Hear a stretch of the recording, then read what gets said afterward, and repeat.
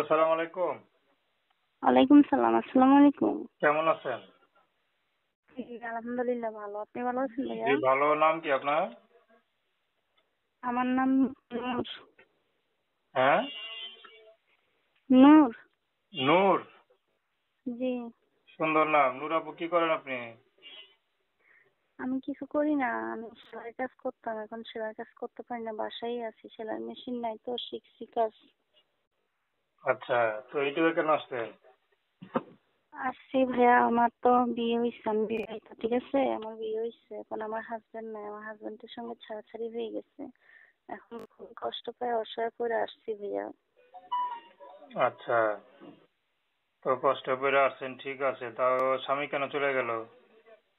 স্বামী চলে গেছে, স্বামী ভালো না, নেশা করে, নেশা করে এসে মারধর অত্যাচার করে, টাকা পয়সা চাই, দিতে পারি না বলে ছেড়ে দিচ্ছে। সব মেয়েরা শুধু স্বামীর দোষ দেয়, মেয়েদের কি কোনো দোষ নাই?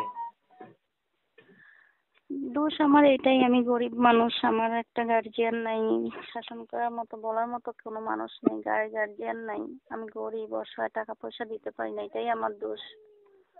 আচ্ছা, বাবা কি করে? বাবা নাই, বাবা চলে গেছে, এখন আমার আম্মু আমি আছি একসঙ্গে, আমার একটা ছোট বাচ্চা, 1.5 বছর বয়স।